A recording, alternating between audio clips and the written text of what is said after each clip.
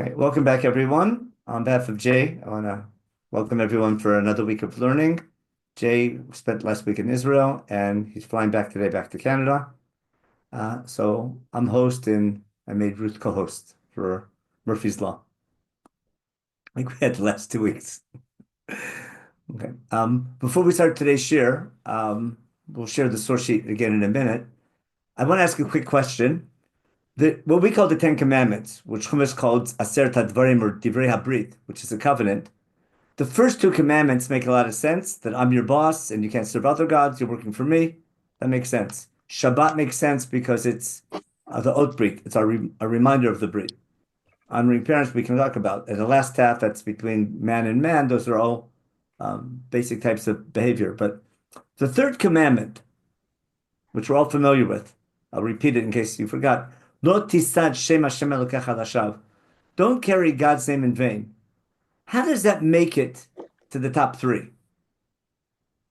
In other words, it's something that we know. We usually think that's a law for basketball players. When you miss a foul shot, not to blame it. But we have a custom when something goes wrong, especially in sports, it's what's called cursing, and you shouldn't blame things on God, and you shouldn't use His name in vain. But how does that make it so, like right up front?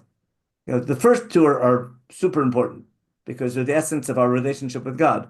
He's our boss. That's why He took us out of Egypt, and we can't serve anyone else. Again, Shabbat makes sense. But what I'm pointing at, that's today's topic, what's in a name?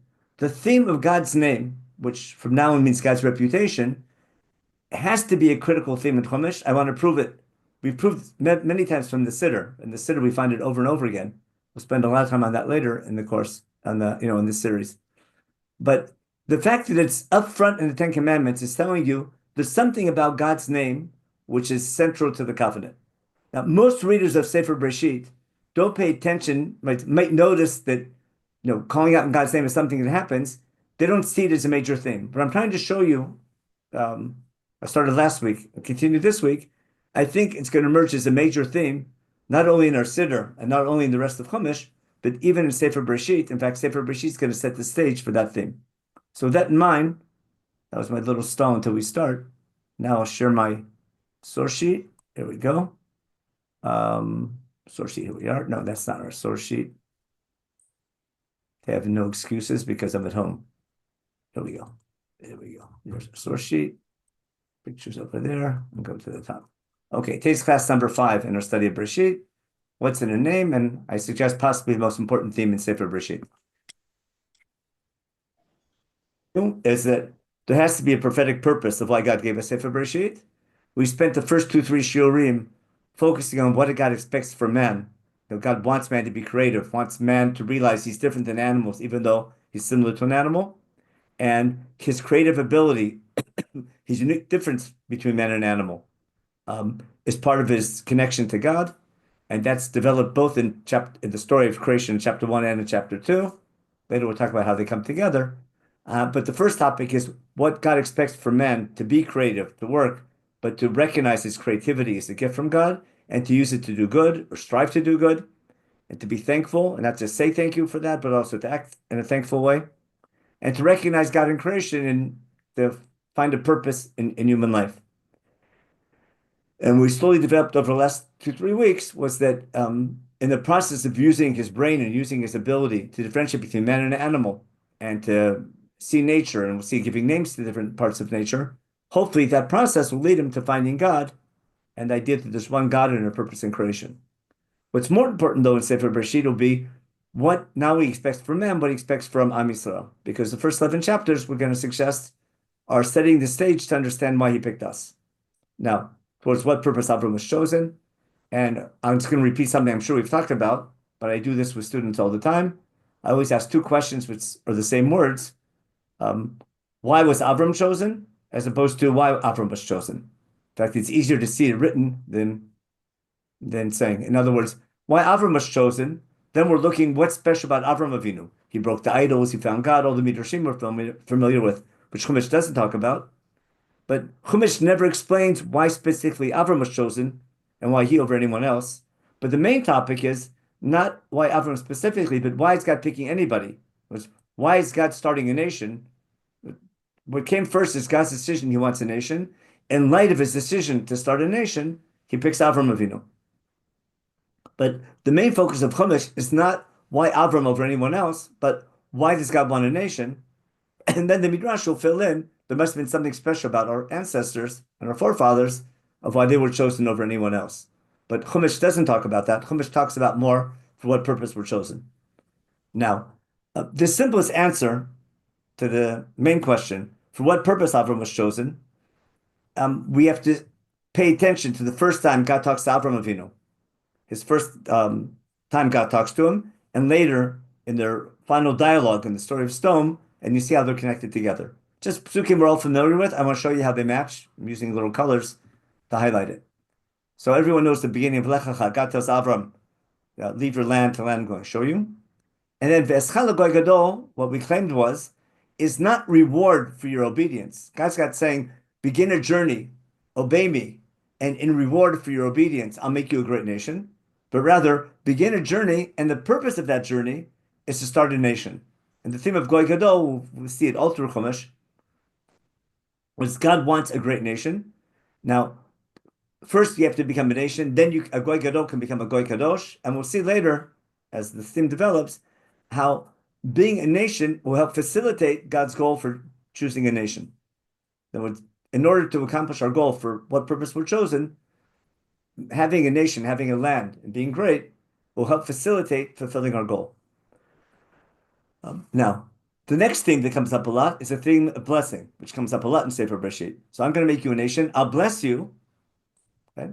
I'll make your name great. This would be important in our theme today. God's saying, Avram, I'm going to make your name great, and you'll be a blessing, and you'll be able to be a blessing for others. And those who curse you will be cursed. But the main line, through you, God can bring blessing to all the nations. And notice the word mishpachot adama, like the family, means there's some type of unity, almost a family. I can look at the 70 nations as like a family of nations. It's called mishpachot amim or mishpachot adama. And later we're going to see that God's going to view Am Yisrael as B'ni B'chori Yisrael, in the story coming out of Egypt. God tells Moshe Rabbeinu, the first thing to tell Pharaoh is, the nation of Israel is my firstborn son. Not they were born first, but they have the leadership of the firstborn. If you remember in Parshat Toldot, I'll take a quick break for a second. The idea of Bechorah, of being firstborn, is not just who's born first, but rather family leadership. And when you have the story of Yaakov and Esav, which we're all familiar with, when you read the story the first time, it looks like Yaakov is using leverage to make a good financial investment. Why? He has a bowl of soup, and he has leverage because Esav's about to die of thirst. And if Yaakov doesn't give him that bowl of soup, Esav will die. So he'll pay any price there is. So when Yaakov tells him, I'm not going to give you that soup, and hence let you die if you don't sell me your Bechorah, Esav has to give in. If that's the story of the way a lot of people read it, then it's a disaster. Because remember, the Bechorah gets a double portion. So is Bechorah about privilege and a financial bonus because you're born first, you get a double portion? Or does Bechorah mean leadership and responsibility? Of course, that's the direction we'll go in. And Yaakov and Esav are growing up. Yaakov sees that Esav doesn't want that responsibility, couldn't care about the responsibility of leading a nation. Yaakov thinks he can do a better job. And for the sake of the nation, for the sake of the family, he'll do anything. He'll take advantage of a situation to take leadership. And the fact that Esav's willing to sell it for a bowl of soup, not that he's going to die. Esav's not in a situation he'll die if he doesn't get that bowl of soup. He's tired. He came home from a hard day of work. He wants a beer and a remote control. And he's too lazy to get up. And he wants Yaakov, listen, Yaakov, give me a bowl of soup. And Yaakov says, give me your Bechorah. He says, I'm going to die anyhow. Not I'm going to die right now. I'm going to die in the future. I don't care about the future. And therefore, and that's the final line by Yves Esav Bechorah, that it's not because of this. This is summarizing that Esav belittled, couldn't care less about the leadership aspect. And that's why he sold it for a bowl of soup. And that's why I understand the story. But the reason I brought that in, being a Bechor, bringing a firstborn means responsibility. And the whole thing I'm trying to show you is that being chosen is not about privilege, it's about responsibility. Now, with responsibility, of course, comes privilege. But when I read the opening psukim and God tells Avram, I'm going to make you a great nation, that's not reward for obedience, that's the purpose of your journey. And you'll be a blessing is not reward for following me, but rather the blessing, we'll see in a minute, will help you accomplish your goal. The fact that you can act properly and God will bless you and you'll be rewarded for good behavior, that relationship can help accomplish the goal of your chosenness, as I'll show you in a minute in a section in Sefer Devarim. Okay, so that's the point I wanted to make. And now I want to show you how Chumash takes these opening lines and develops them later on in the final dialogue between God and Avram Avinu in the story of Sodom, which we already saw, we mentioned many times, but I'll share my screen again. Psukim, I'm sure you remember by heart. In the story of Sodom, before God tells Avram about his deliberation, whether or not he should destroy Sodom, and he's joining Avram in that dialogue, Chumash tells us that God had said to himself, that was the last time God spoke to himself, can I hide from Avram what I'm about to do? God is about to make a decision whether or not he should destroy Sodom. And now he wants to consult what I call his new board member. He wants to consult with Avram Avinu before making the decision. But Chumash has to tell us why that consultation with Avram Avinu is so important, because this discussion with Avram Avinu about God's ability to punish for bad behavior and reward good behavior is key to understanding the purpose of his chosenness. Now, what does Chumash tell the reader now? Why is God sharing his deliberation with Avram Avinu? Because Avram is destined to become a Goy Gadol. See the perfect match? Goy Gadol and Goy Gadol. Can't miss that. And now we're finally explaining why this phrase, V'eschal Goy Gadol, is the purpose of our chosenness. Because we're chosen to become a great nation, and we're being blessing to other nations. That's V'nivruchu B'cha, perfect match. Okay. And now why? Ki dativ, because I chose Avram Avinu, I came to know him, in order that he would begin a family tradition to teach his children and they their children, etc., to follow the ways of God, of doing tzedakah mishpat, doing justice and righteousness, in order for that goal to happen. In other words, what Chumash is telling us, nice and simple, the reason why God is beginning a nation and having a special relationship with that nation and guiding its beginnings and its history is in order to become a nation that will sanctify God by acting in a way of justice and righteousness. God will reward that nation if they act properly, by being good to them, by giving them peace and security. We'll see this, and basically giving them blessing. And other nations will see the correlation between that blessing and our good moral behavior, and that will lead them to the conclusion that there is a God who reciprocates, who's Gomel Chasadim Tovim, and that gives people good reason to act properly if they want the powers of nature and the powers of history to be on their side. It's very simplistic, but I think, again, you can argue whether or not it's happening in history. That's something else. But I want to show you it's definitely a theme in the Bible, and I want to prove it to you now from Sefer Devarim. Let me see the psukim in Devarim, and we'll go back to this discussion in a minute. In chapter 28 in Devarim, in the Tochacha, at the end of Chumash, after the Moshe reviews all the laws from Har Sinai, they came with the Ten Commandments at Har Sinai. He says, if you follow my laws, what will happen? If you follow all the laws I'm giving you, to keep all the laws I'm commanding you, God will put you in a leadership position above the nations. A yon, not above and better, but a yon, like sort of chairman of the board, a leadership position among the nations. And all these blessings will come to you on the condition you listen to the voice of God. Okay? And then we have all the baruchs. Baruch, how many times? 5, 6 times. God will bless your produce, everything that grows. When you fight wars or everything you're doing, all your endeavors, God will take your enemies and they'll run away from you. And God will give bracha on the land and all your produce, etc. Any profession you have, and he'll bless the land that he's giving you. Now, you see the connection between good behavior and blessing? You can't miss that correlation. And now it's saying that's just correlation, but causation. But following God will lead to all these blessings. Then that will establish you as an Am Kadosh, as he swore to you. That was at Har Sinai. Batem tu l'mamlechet kohen v'goy kadosh at Har Sinai.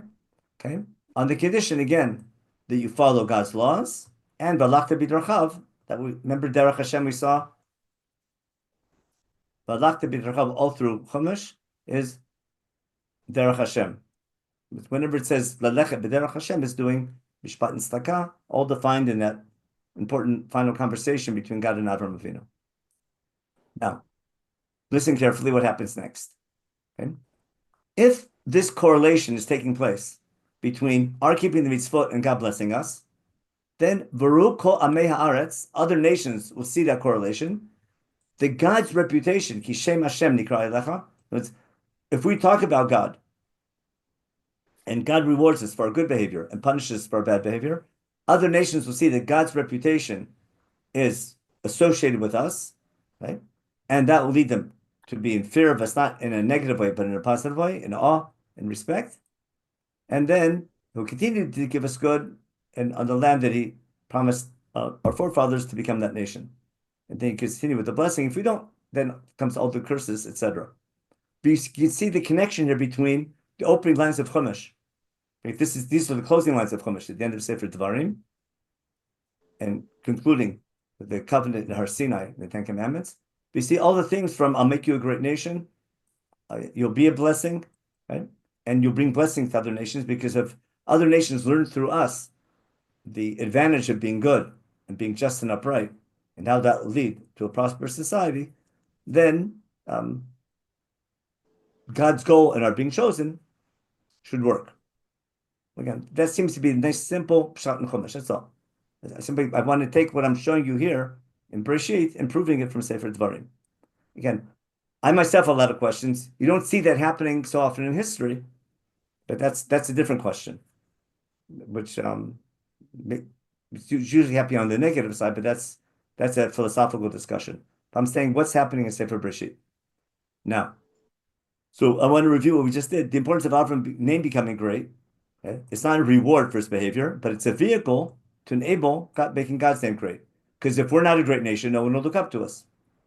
So I want to trace this theme that I just showed you through Sefer Bereshit and then through the rest of Chumash and Tanakh. I'll try to be as simple as possible. Okay?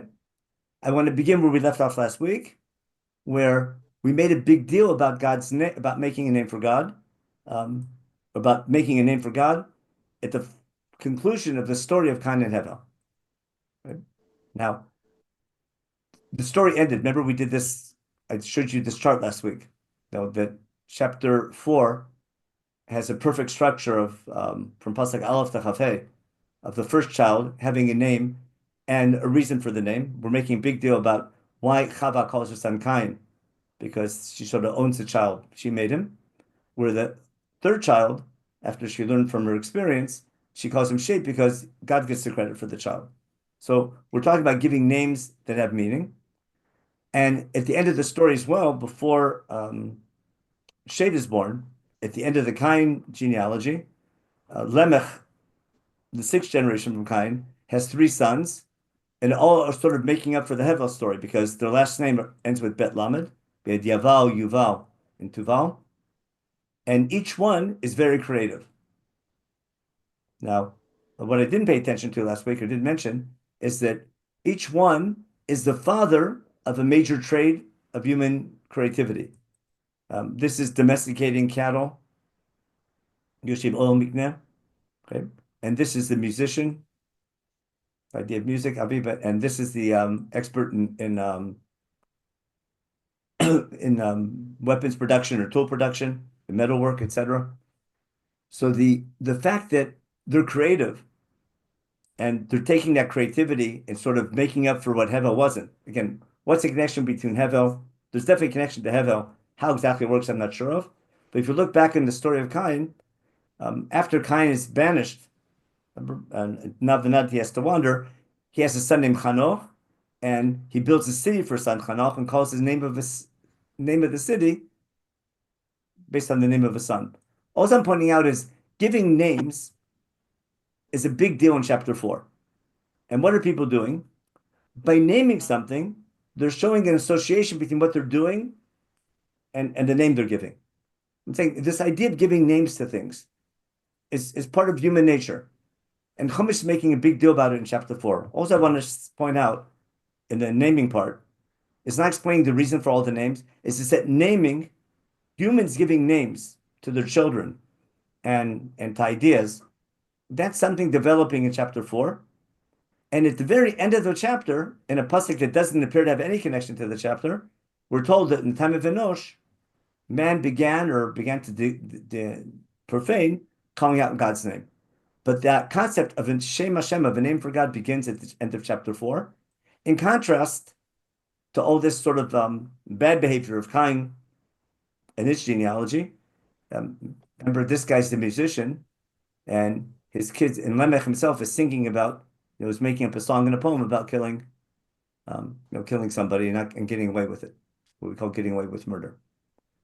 Remember the song he sings?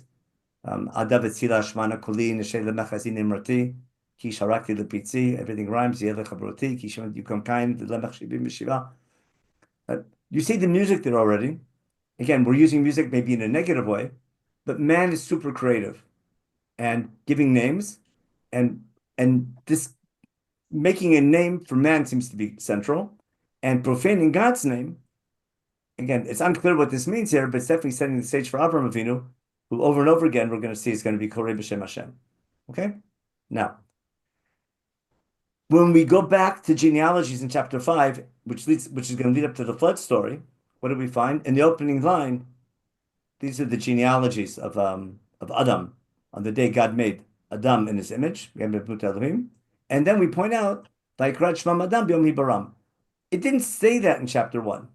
It just said God created Adam, Zachar Nekeva. But the fact that God gave man a name is being highlighted now. Understand? We just said Asu Chal Likro B'Shem Hashem, and then we're pointing out that God gives man his name Adam. Remember? God called man Adam on the day he made him. And the reason for that we only find out in chapter 2, remember? When man's Afar Min Adama. And what I tried to prove 2 weeks ago, that's showing you that chapter 1 and chapter 2 are talking to each other, which has to do with our approach to what they call biblical criticism. It's not two different sources, but rather it's one author, one God, giving us a book to understand the complexity of our chosenness. But they're communicating with one another. Again, we spent the share on showing all the connections between them.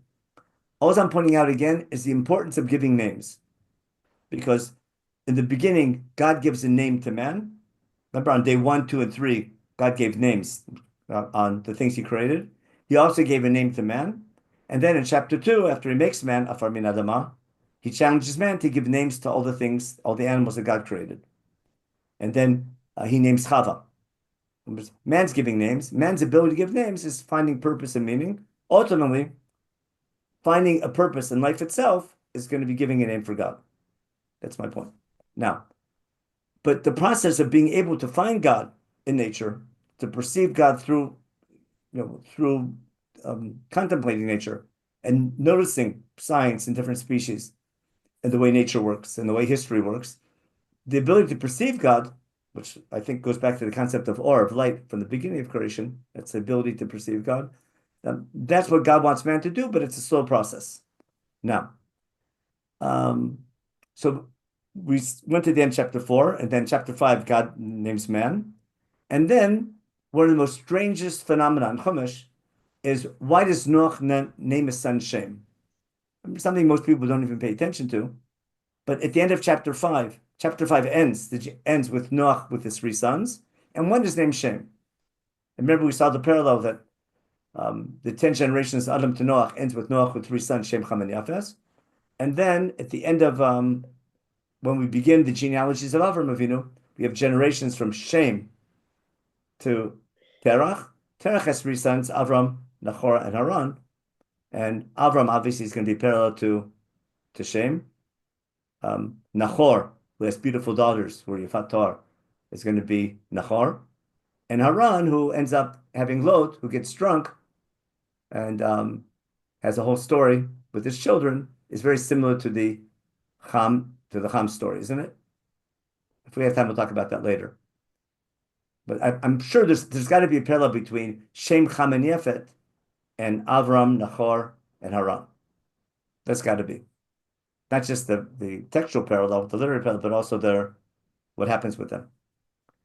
Now, um, so we're going to discuss in a minute. I'm going to suggest something about Noah calling his son Shem, but the fact he calls his son Shem has to relate to that theme of our chosenness to make a name for God. Because the story of Avraham Avinu begins with Elu Todot Shem. We mentioned that when we talked about the Toledot share, we made a big deal about that. Now, what we didn't talk about is the blessing that the blessing that Noah gives Shem. We'll get to that very soon. Now, just to review what we talked about before, in Big Bavel, man, instead of making a name for God, he makes a name for himself. And then Avram, when he's chosen, begins his career making a name for God. We're going to review all these sources in a minute. So also I want to show you there's the development of the theme of Shem. Now, we saw that at the end of Chumash, that by fulfilling God's laws in our land, living properly as a nation, that will make us as Am Kadosh, if we go in his ways and keep his laws, and that will associate ourselves with God's name. Now, I'll take a break for a second. Someone tell me, where else in Chumash, something you're all familiar with, do we find a correlation between blessing, God blessing, and God's name being associated with the Jewish people? I think it's in davening. It comes up. Anyone know where? Important part in Chumash. Birkat Kohanim. In Birkat Kohanim, exactly. I'll share my screen real fast and show you. In Sefer, the end of chapter 6 in Sefer Bamidbar. Let's open up a Chumash real fast. Chapter 6. The very end. Make sure it's still there here. Vadaber Hashem Moshe lemor, daber el Aaron, speak to Aaron.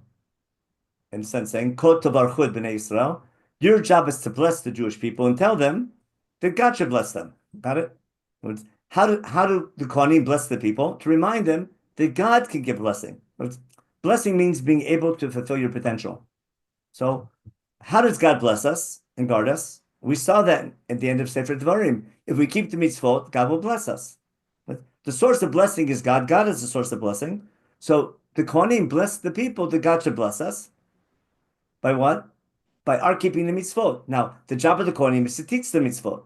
So the way the Kohanim facilitate blessing is by being the teachers of the Torah to the people. So the Kohanim every day need to remember it's their job to teach Torah to the people. The people need to know they have to learn the Torah from the Kohanim. They have to learn from the Kohanim teaching them properly. And that will facilitate God, that will enable God to bless them for their good behavior. Okay? And therefore, God should shine his light upon us. And we say in Shem Shalom, that light is the Torah. Okay? And God should lift up his face to us and help us live in harmony together. And what's the final line? V'samu et shmi b'nei Israel, the Kohanim associate God's name with the people of Israel, and then God can bless the people. I follow most partially on the pasuk based on what we saw in Devarim. In other words, the job of the Kohanim is to associate God's reputation with his relationship with the Jewish people. And therefore, the job of the Kohanim is to be the source of blessing by teaching them Torah. The Torah will enable God to bless them. And by teaching Torah, by the Jewish people talking about God and praising God and acting properly and keeping his laws, okay, then God's reputation will be associated with the people. And therefore, the third commandment is don't do a lousy job, basically. You're chosen to carry God's name, and therefore, you're chosen. You're working for me. You can't work for any other God. Your name is associated with the one and only God, and therefore, basically, don't carry God's name in vain or don't ruin his reputation. What we call in English, is the word vayasem a word play for Shem? It could be. The problem is it's a sin to make a shin out of a sin, right? Yeah. Yeah. So I know it's the same letter, but it's a different pronunciation. But there's definitely something going on there. We'll see in the story of Migdal Bavel, you can't miss the same idea. Now, let's go back, and I want to take this and try to understand the blessing of Shem. Okay. I said I wanted to associate what we're talking about with what we say every day in davening. I think, if I remember correctly, at least in Nusach Sfard, after Birchat Torah in the morning, remember, we say Birchat Torah in the morning, we bring an example of Talmud Torah in Chumash in Mishnah and in the Braita. So the Mishnah is about Talmud Torah. Remember? Elu Dvarim She'en Shur is Talmud Torah. And then in the Braita, Talmud Torah is connected all the acts of good behavior. Remember, that's in the Braita. Elu Dvarim She'en we have Schar Nodam Hazeh and Keren Keren Olam Haba. And Talmud Torah connected Kulam. Therefore, the psukim we read from Chumash have to relate to Talmud Torah as well. And those psukim are basically the psukim of Birkat Kohanim. And therefore, if Birkat Kohanim is teaching Am Yisrael Torah, therefore all the psukim that we say after Birkat Torah relate to Torah study and Torah learning. Okay, now let's go back to our source sheet. And I want to show you something again, which is, without this background, seems really strange. Okay. So again, I'll follow quickly the theme of Shem Hashem, which we have to do each one much more in detail, and then I want to get to with Noach. Okay. So we talked about Asu Chalik Rabbi Shem Hashem at the end of chapter 4. We did that in detail last week, showing how the structure of that parak is highlighting these psukim as a cliffhanger at the end of chapter 4, and sort of the beginning of this theme of calling out in God's name. We're going to return to the theme of Noach blessing his son. He calls his son Shem, and the blessing of Baruch Hashem Eloi Shem, we're going to return to in a minute. We'll make a big deal about it. Okay. In Migdal Bavel, they say, Habu nidneh lanu ir v'migdal v'shem v'naseh lanu Shem. Again, we'll return to those psukim when we have time. Okay. And then when Avram is chosen, what happens? His first aliyah from Mesopotamia. He ends up in Beit El, calls out in God's name. And when he builds his Mizbeach in Beit El, he goes down to Egypt, comes back from Egypt. When he comes back from Egypt, he goes back to the same place in Beit El and calls out to the same Makom HaMizbeach where he was beforehand, and he calls out in God's name. And then after the story of Avram and Avimelech, right before the Akedah, when Avimelech comes to him and wants to make a treaty with him and looks up to him, remember he says, Elohim Imcha, God's with you in everything you're doing. Avram makes a treaty with Avimelech in Beersheba, and there he calls out B'Shem Hashem Kalolam, and that's Beersheba, and he returns to Beersheba after the Akedah, and Beersheba is the center of his outreach, making a name for God during his lifetime. And Yitzchak, we saw this week's parsha, after, if you remember in, maybe I'll open up my Chumash real fast. The first time, not the first time, I think the second time, but the main time that God is going to speak to Yitzchak about his goal. Here, let me share my screen in Sefer Bereshit real fast. We'll go back to Bereshit in this week's parsha was chapter 26. Remember, Yitzchak is told to stay in the land, and then he stays in Gerar, which is Otef Aza today, pretty much. He has issues with Avimelech, and God comes and saves him, etc. And then he starts planting, but he becomes wealthy. But what happens? He doesn't get along with the local population. Why? They're jealous of his wealth. In other words, Yitzchak and the local population, they recognize he's doing well, but they don't get along well. They start digging wells and they fight over the wells. I remember in the first one, they get into fights. Remember there's a fight with Gerar, with the shepherds in Gerar, and over who has the rights to the water. And they called it Esek. They fight over it, called Esek. The second time they fight, called Sitna. Again, anger and hatred again. And then finally, he goes far enough away and digs a well that they don't fight about. And it's called Rechovot, because God now has given us the ability to spread out in the land and develop. And we finally have reached an agreement, a sort of peace with our neighbors. Now that he's reached quiet, he goes to Beersheba. What's in Beersheba? That's where Avram called out in God's name. That's where Avram made his brit with Abimelech in the previous generation, made a name for God. And now that he's in Beersheba and he's made peace with his surroundings, God appears to Yitzchak that night and tells him, I'm the God of Avram, your father. Al Tira. Remember, like he said before Brit Ben Abtarim, the first conversation between God and Avram Avinu in chapter 15. Says, don't worry, I'll be with you, and I'll bless you and increase your zera. Same thing he told Avram Avinu. Bavor Avram Abdi doesn't mean for the sake of Avram, therefore you're blessed, but rather for the same purpose that I chose Avram Avinu, I'm choosing you. Okay? And therefore, what does Yitzchak do? He builds a Mizbeach in Beersheba and does the same thing Avram did. Vayikra b'Shem Hashem. It was Bavor for the same reason God picked Avram Avinu to make a name for God. Now that Yitzchak is in a position where people look up to him, he can also make a name for God. And now, after he reached peace with his surroundings, he's able to do the same thing his father did, make a name for God in Beersheba.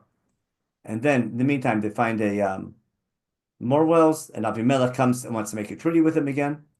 And what do they say? Yitzchak says, "Why are you coming to me? You sent me before." And what do they say again? Remember?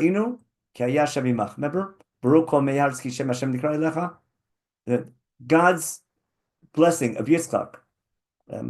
The people see a correlation between that and Yitzchak's connection to God, and he's able to make a name for God. Therefore, they make a brit in this place Beersheba, and again, even now the people say, and the Plishim say, "Ata Baruch Hashem." That was through Yitzchak, they're coming to recognize God. He makes a party, they eat and they drink, and they go in peace, and then they find more water, and then now because of that, the city is known as Beersheba to this very day. And what's this showing you? That the theme that we saw with Avraham Avinu was repeated later with Yitzchak, and we'll share on last week's parsha that you're familiar with. Now, let's continue to that's Breshit. Now, Yaakov do about next week why he wants to build a house for God. Now, later on in Sefer Devarim, when it talks about what's going to happen when the nation comes to the land of Israel and keeps all the laws, so you're going to cross the Jordan River and conquer the land that God's giving you. You have rest from all your enemies around. You'll be dwelt quietly and peacefully in your land. Then, Amakom Asher Yivchar Hashem Elohechem Bo L'Shaken Shmo Sham. What we call the temple, what we call later becomes Jerusalem, and the temple in Jerusalem is called by its function, not by its name. We don't call it a Beit HaMikdash. It's called the place that God will choose for his name to dwell. The purpose of the Mikdash is to make a name for God. We'll see that theme all through Chumash. As just one quick example from when Shlomo dedicates the temple. He makes the prayer. He says, even a non-Jew coming from a faraway land will come to our land, Laman Shemecha, for the sake of your name. Okay? Because they'll hear about your great name, your Shimcha Gadol, and your outstretched hand, etc., and how you helped us. And he'll come to play in this house. And therefore, Shlomo prays to God that God will listen to the prayers of the non-Jew coming to Yerushalayim, to the Beit HaMikdash. Again, L'man yidun kol amer eretz shemecha. So all the nations will understand your name or your reputation. They should fear God like your nation of Israel fears you, and to know that your name is associated with this house. See how that all relates to the third commandment? We shouldn't carry God's name in vain. We should do it the right way. And later, when the Queen of Sheba comes, Makashva comes and hears how great Shlomo is. Everything for the name of God, L'Shem Hashem. And when she leaves, after she has a royal tour and sees the city and everything she sees, she blesses all the people who stand with Shlomo all the time. She has a short visit, but she says the people are there all the time. You should be blessed, and you're very fortunate to be so close to this great leader. And therefore, listen to the blessing she gives him. Yet your God should be blessed, who wanted you to sit on the throne of Israel for God's love of his people forever. And he made you king to do mishpat and tzedakah. And there again, we see this connection between the theme of mishpat and tzedakah, and God's name, making God's name great. So I could bring another 20, 30 examples, but the theme of God's name is associated with our behavior. I'm trying to show you develops later on as a major theme in Chumash. I'm trying to show you it's developing already in Sefer Breshit, because the purpose of the book is to understand why we're chosen. Now, I want to talk about the first Baruch Hashem in Chumash. Okay, we saw Baruch Hashem by the Plishtim. If you want to have a nice trivia question, who's the first person to say Baruch Hashem? Okay, so later on, Lavan's going to say Baruch Hashem. Yitro is going to say Baruch Hashem. We saw the Plishtim. Eliezer says, okay, that's right. He recognizes God. But the first one to say Baruch Hashem is Noach, right? And notice it's always non-Jews. Everyone, Yitro, um, Lavan, remember? Lavan and Betuel, and what do you call it? Hashem Yatzad Davar. And but we'll see the first time. Now, everyone knows that Noach blesses Shem and Yafet and curses Ham, right? But if you look carefully, he doesn't bless Shem, he blesses Shem, but he's blessing God, the God of Shem. He's blessing God. Now, the way he blesses God is going to show you, I think, is going to indicate why Noah calls his son Shem. Now, if I follow Chazal for a minute, the flood story, there's three stories before the flood. Let me show you on a Chumash. I hope we have time to do this. We may have to continue this next week. But this is important, and here you need, again, a regular Chumash with Parshiot to appreciate. I'll show you something interesting. Here we go. Look in Breshit in chapter 6. Before the flood, there are three Parshiot. I want you to see the Parshiot here.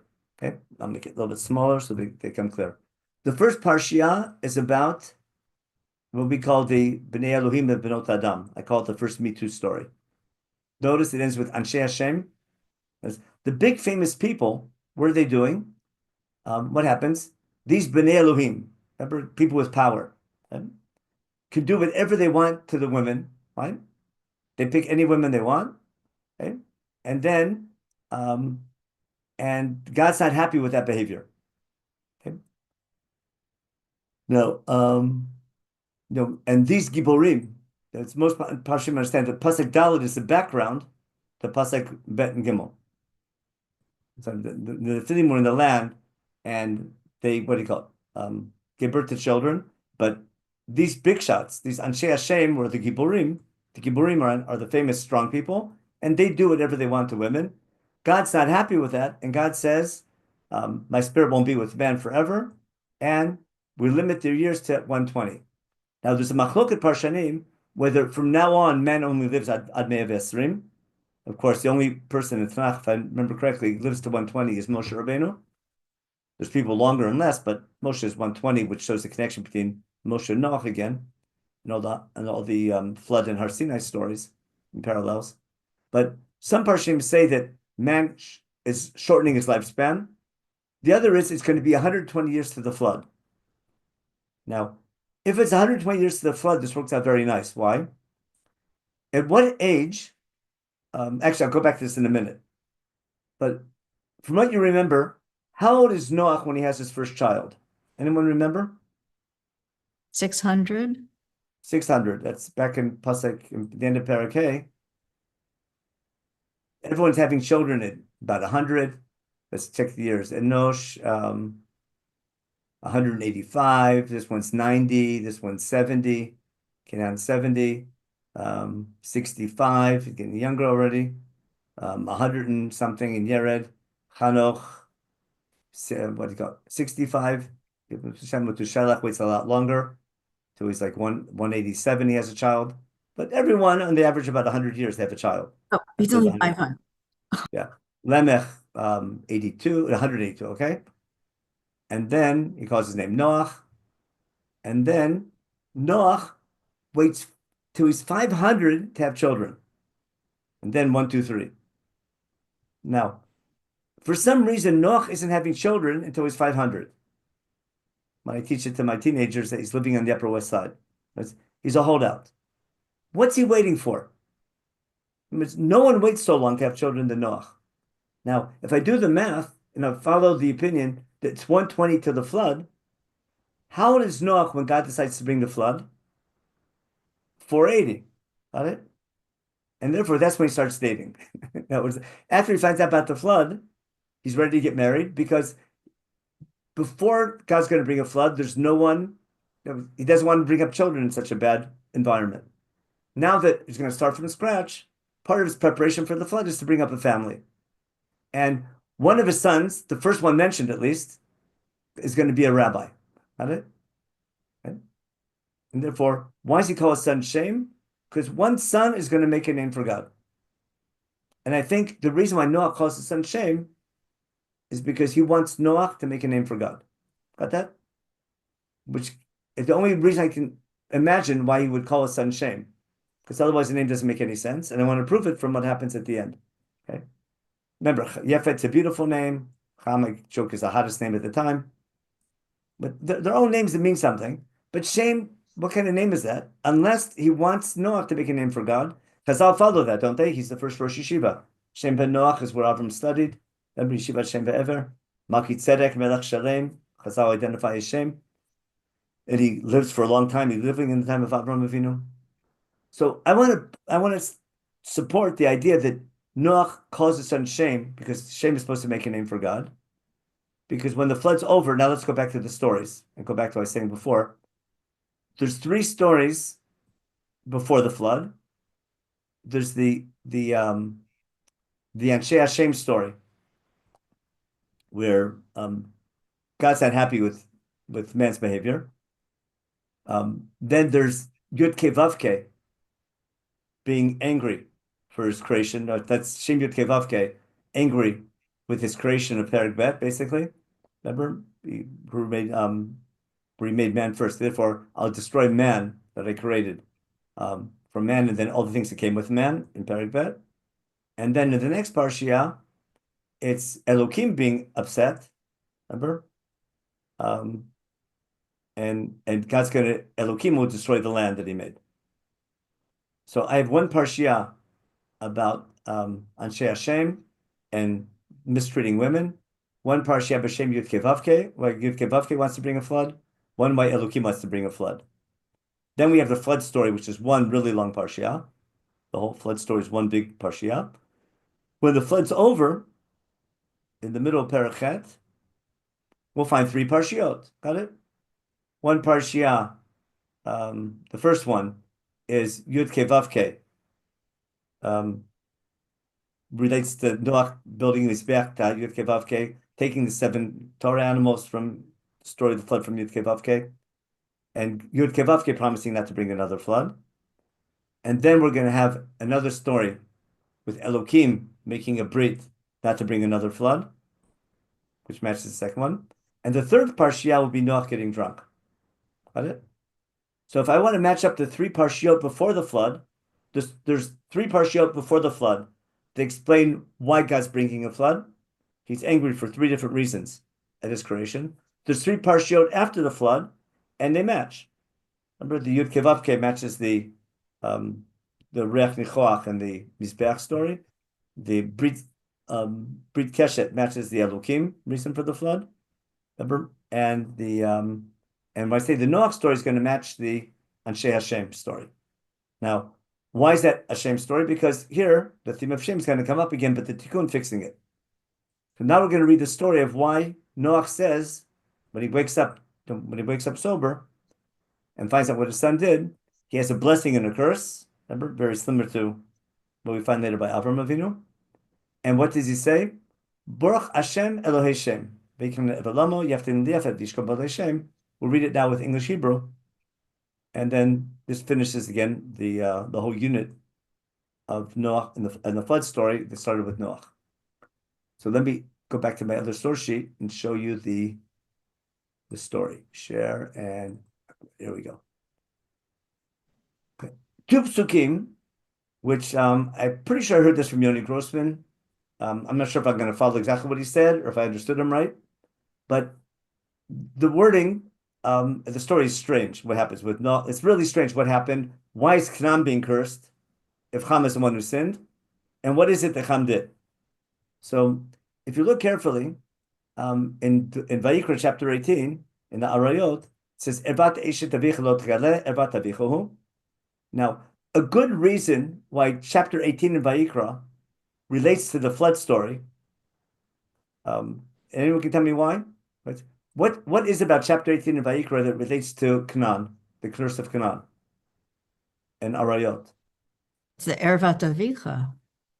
Okay, but look in chapter 18 in where are we? Let's just go right. I use this Chumash real fast. Vayikra chapter 18.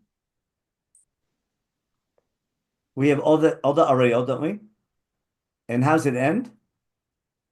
but it's how does it begin? K'maseh eretz Mitzrayim asher lo tasu, u'k'maseh eretz Canaan asher ani mivechem lo tasu. With him lo telechu. Don't act like the Canaanites. Here's what they did, the Arayot. And what's it say? Al titamu b'cho eila, ki b'cho eila nitmu hagoyim asher ani meshalech mipnechem. And the same thing will happen to you if you act that way. So we see a connection between Canaan and Arayot already. Got that? And we have the same thing in chapter 20. Right? We have the same thing at the end. Shmarta b'chukotai, v'asim tam b'lo teki etchem ha'aretz Hashem b'yivitchem shama. Okay? B'lo techu b'chut hagoy. Okay? And that's why I'm sending them out, and that's why I'm giving you the land. Now, by the way, the idea, the ability to differentiate between different species to lead you to God, that's going to be Tuman Torah. Okay? Then Vitem li kedoshim ki kedosh ani. The idea of lahavdil, to differentiate between different things, goes back to the theme of our ability to find God through our understanding of nature and basically what Rav Sachs calls dignity of difference. Was seeing there's different species and different types of animals, etc. Tamei and Torah, etc. That reminds us of what our job is to be Am Kadosh, but it'll help us in our search of God and finding God through our perception of nature. Now, all I did was to show you that there's a connection between Canaan and the Arayot. Now, in the Parshat Arayot, there's two psukim which shed light on our story. Why? What's it say? I'm sorry. So therefore, Ervat Avicha is referring to his wife, right? Eshet Avicha is called Ervat Avicha. Now, then in chapter 20 it says Visha shikach et achoto bat avitimo v'ra et ervata v'iter et ervato cheseru v'dichutu b'nei mam. So the act of an improper mating, right, is called seeing the erva. Got that? Now, in light of that, look at the story. Right? Vayachanoch ish adama b'itakerem. See, we talked about last week about ish adama, and God made man lavod et adama, but something went wrong. Okay? Oh, I'm sorry. Also, the word v'lo tkale ervatam. Lo tkale gilu arayot. It has to do with arayot as well. Now, vayish min hayayin vayishkar. He got drunk. Vayitgal b'toch ahalo. Vayitgal has to do with some type of sexual behavior. Got that? Now, what's that? Vayar Cham avi Canaan et avat aviv. So Cham, by the way, he's the father of Canaan. Was Canaan born yet? We don't know. But Cham is known as the father of Canaan, or maybe the father of Canaanite type behavior. Remember, like Avi can be like the beginning, like the father of music we saw before, and the father of cattle, etc. Now, Cham saw Ervat Aviv. So was his father naked, or did he do something to his father's wife? Got it? So again, I don't want, that's a whole different topic, but there's room to entertain that. Okay. Now, and he's bragging about it. Got it? He goes outside and he tells his brothers. So his brothers are appalled by what happened, and they go back and cover who? They go backwards and they cover Ervat Avihem. Is that, or did they cover their mother or they cover their father? You follow? Who's Ervat Avihem? Now, again, now that's why it makes more sense. It was leaking his nakedness and not. He's not saying they didn't sleep with her. No, they covered him and didn't do what he did. Okay, no, that's why this supports the standard understanding that just covering their nakedness. But it might be alluding that maybe Canaan, maybe Cham slept with his mother. You follow? Now, if she got pregnant, who would be the child? Canaan. Okay. Now, Noach becomes sober and finds out what Cham did. Okay, what do you do? Now, I don't know how much time passes in between. You follow? But it could be, this was at the birth, it could be years later when Canaan is born. He says, Aror Canaan, because he's the result of that thing. I'm just, again, that's not our topic. I'm saying it's an interesting way of reading the story of why Canaan is cursed. But why am I bringing up? Because who else in Chumash has a son and grandson at the same time after being drunk? Lord. It's Noach, right, with his daughters. Oh, Right? Noach has a son and grandson at the same time. Lot. No, Ammon and Moab. I meant Lot. What did I say? I meant Lot. Okay. I meant Lot. I'm sorry. Lot in the cave, remember, he gets drunk with wine, right? You can't miss the parallel. Then they tell you that Lot is parallel to Ham. So Lot gets drunk, sleeps with his daughter, has some strange relationship, and has a child, right? A son or a grandson, you know, with this at the same time. Yeah, it's not the exact same story, but there's tons of parallels between them. So that just proves to me that there's a parallel between Terach's three sons and Noach's three sons, where Haran, or basically Lot, becomes a parallel to Ham. Avram is going to be Shem, and Yefet will be Nahor. And that's why his daughters Yifat Toar. Rivka is called Yifat. Um, we said this week's parsha that even Avimelech realized that Rivka was Yefet. Remember, and we know that Rachel was Yifat Toar, Yifat Mareh. Now, again, I just brought that as a side point. That's not our big thing. It's just interesting.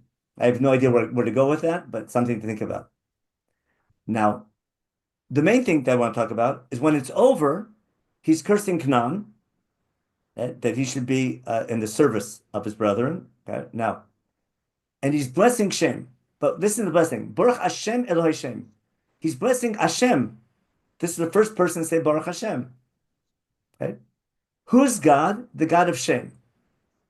What does it mean that Hashem is the God of Shem? He's the God of Avraham, Yitzchak, and Yaakov, isn't he? He's the God of. What do you mean he's Shem's God? He's everyone's God, but he's the God that Shem talks about. Now, I want to prove that from davening. Okay? In other words, the idea that God is recognized by the person who talks about him. So if Shem was the son supposed to talk about God, maybe he talks about God, he's like the from one. So God, who's God? The God that Shem talks about. And how do you accomplish that? By calling out in God's name, which makes Shem thematically the first Rosh Yeshiva. He makes the Malki Tzedek Melech Shalem, who also says Baruch Hashem. Remember, Baruch Elyon. Remember, and Avram clarifies Hashem Elyon, but he's blessing God. Now, where do we see this? Look in davening and Rosh Hashanah. Remember, what did we pray for? That everything I'm talking about is all in Rosh Hashanah davening. We pray to God that he should be king over his entire creation. Okay, everyone should respect him. Got it? And everyone should know. Everyone, make this bigger. Everything that moves should know that God gives him the ability to move. Everything created has creativity. Knows that God gave him that creativity. V'yomar kosher neshama bi'apo should say Hashem Elokei Yisrael Melech. What does it mean, Hashem, the God of Israel? Not the God who chose Israel, but rather the God who Israel talks about. We said that story with Shlomo, with Malkat Shva, hearing about God through Shlomo's greatness. So if Am Yisrael talks about God and keep his mitzvot, and God reciprocates by blessing them, then other nations identify God's kingdom through his relationship with the Jewish people. Therefore, Hashem Elokei Yisrael, Hashem, the God of Israel, who's everyone's God. Remember, Hashem Elokeinu, Hashem Echad. He's everyone's God. He's our boss. So our prayer is that people recognize the God that we're talking about, he's everyone's king, which means he's everyone's God and he's in charge of everything. And we accomplish that by Katshen Mitzvotecha V'Tinkum B'Toratecha, by keeping his laws and following his Torah, and by God giving us, reciprocating, by giving his good, giving Sabin B'Tovech in produce, and B'Shuotecha in battles and wars. And then we pray that we continue to serve God with truth. Because you're the truthful God, etc. And then we give the final blessing that God's king over everyone. But he chose Israel and the state to remember that and that idea. So the idea of, I'm going back to Baruch Hashem Elokei Shem, if I'm right, then what Noach is saying is he's blessing God, the God who Shem talks about. And we see why Noach calls his son Shem. Why is that important? Because when we get to chapter 11, the story of Avram begins with Elu Todot Shem. Not Elu Todot Terach. Remember, we go from Shem, 10 generations till Terach. We don't start with Noach, we start with Shem. And then the story beforehand was Migdal Bava, where they're making a name for man, and Avram's making a name for God. So again, I don't want to give too much detail into all the stories. Also, I'm trying to show you, I'm tracing, there's a theme of shame. That was my title for today. What's in the name? Usually this theme goes under, people notice maybe the name shame, and Avram calls out in God's name, but usually it's not noticed that shame is an underlying theme throughout the book. Now it gets sort of lost in the details of the great stories later on with Yosef and his brothers. We'll try to tie that later on. But in the early stories in Bereshit, there's a theme developing of shame. And I want to show you that when Noach says, Baruch Hashem Eloi Shem, we have an idea of why Noach called his son Shem, because he wanted his son Shem to make a name for God. I can't prove it, but I think it makes sense due to the lack of any other logical reason for it. And by the blessing here, I'll end with what we say in Shemon Esrei. We say, Baruch Hashem Elokeinu Elokei Abraham, Elokei Yitzchak, Elokei Yaakov. When we call God Elokei Abraham, is that the God who chose Abraham, the God who helped Abraham, or the God who Abraham talked about? Because when we talk about God Elokei Abraham, what do we talk about in Shemon Esrei? Is that the God that Abraham talked about? And that's the God that we talk about. Because as we just said, Psukei Zimra, we made a name for God. Remember? I can prove that all through Psukei Zimra. We're praising God's name all the time. So just like you had a special relationship with Avram Avinu, who made a name for you, we're making a name for you in our Psukei Zimra section. And now, help your Gomel Chasadim Tavim, therefore you can help us because we're helping you. Okay, so that's what I wanted to begin. Again, all the examples I brought you from Shlomo Melech. We'll see more of them as we go on. I can bring another 50 times in Tanakh where the theme of Shem Hashem comes up central, why we're chosen. Okay, let me check the chat real fast. And also Aleinu, and Oh, the yeah, davening yeah. Aleinu. B'chol v'nei basar yikru b'shmecha. Yeah, for sure. Which is made for Rosh Hashanah davening. That's the the bracha of Rosh Hashanah davening is based, the Aleinu is the introduction to that blessing. Okay, Grar's Gaza plus. Okay, Yoel Benu claims that. Rabbi, and also the tefillah from Shlomo, he repeats "Ve'ata tishma hashamayim." It's something that all the time he repeats, and we are actually Rosh Hashanah. We do mention that tefillah. Yeah, for sure. A lot of all the liturgy from Rosh Hashanah comes from there, from Shlomo's tefillah. Not all of it, but a lot of it, for sure. Lot of it. Remember the piyut of Rinavet Lishma Rinavet Tefillah. Yeah, Lishma tefillah. It all comes from the tefillah. That's And the also whole idea of tshuva being about tshuva, about slicha, and it's asking God for forgiveness and recognizing our sin and trying to do better. Yeah. There's a big theme in this tefillah there. Okay, so I'll try to get back to the again next week. We're going to go a little more detail in the Migdal Bavel story as a background to Avram Avinu, and then I want to show you how the theme of God's name is going to be how it relates to the other stories in Sefer Bereshit that at first guys have nothing to do with God's name, but what's to do with Yosef and his brothers, and how that's going to plant the seeds for becoming a nation how we're going to accomplish making a name for God through our interactions with each other. Rabbi, without wanting to take you off on a tangent, Yeah. but based on something that you said in the very first shir, is there a difference in the first group of psukim that you brought tonight? On the one hand, you have v'nivruchu v'cho kol mishpachot ha'adamah, and then in the other one, it's kol goyei ha'aretz. Aretz, yeah, very good. Any difference between the two? Yeah, I just think mishpachot adamah. I'll give you my theory. If you're people in the same family work together, right? You fight, you argue, but you're family, right? Push comes to shove, you're family, and you solve your differences. You get over it. One can vote, different part, but you're still the same family.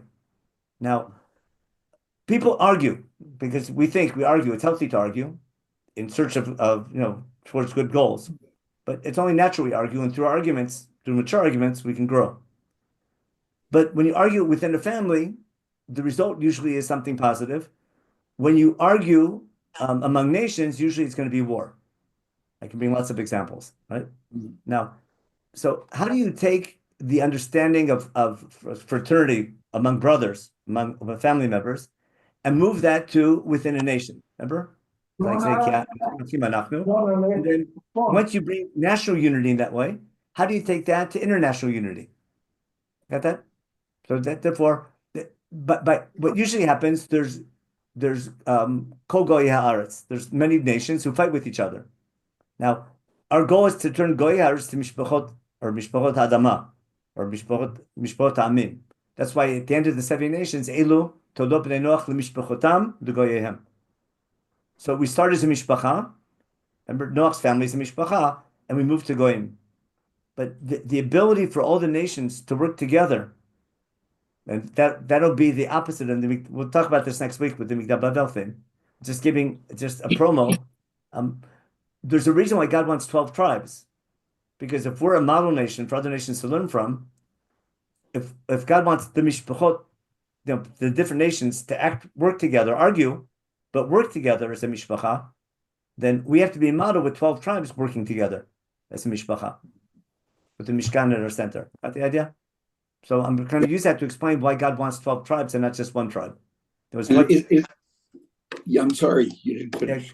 No, continue. That's fine. No, and is it possible that when HaKadosh Baruch Hu blesses Abraham, the Nivrachu b'kol mishpachot ha'adama, that the bracha will be that, as Chazal say, why is it Yom HaShishi? Because if Bnei Yisrael wouldn't have accepted the Torah, HaKadosh Baruch Hu would have destroyed everything. So through Am Yisrael accepting the Torah, the Nivrachu b'kol mishpachot ha'adama. We'll facilitate that. If we act properly, then we can facilitate the nations becoming mishpacha together, and not just going fighting with each other. There's always going to be arguments. But the question, do you resolve them through negotiation, through understanding, through talking, like the way it should be in a family, or do you do it by being the biggest bully, and who can bully the other? And you can see that all through history. It's anytime you have peace agreements, when people negotiate, everybody says, whenever war's over, you negotiate. So just negotiate before the war, but people don't. People have to, you have to win first. Again, I'm not applying it nowadays. It's a different. I'm not a politician. I'm saying, ideally, this is an ideal. How to achieve that ideal nowadays? That's really complicated. Thank you. Okay. But your question's good because it can lead us right into the second half of Sefer Bereshit, why there's a need for 12 tribes and how that develops. Okay. Anyway, have a good week. And there's a new class this week that my neighbor Shuli is giving. Shuli Mission is giving a really nice series on the first on the people who first archaeologists who studied Israel, back in the recent ones. Robinson and Wilson and all those guys. So it's on the website, but I think it's starting this Thursday. Thank you. So have a good week, everybody. Bye-bye. Shavua Tov u'Mevarach. Thank you very much. Chodesh Tov. Chodesh Tov u'Mevarach. Chodesh Tov. Chodesh Tov.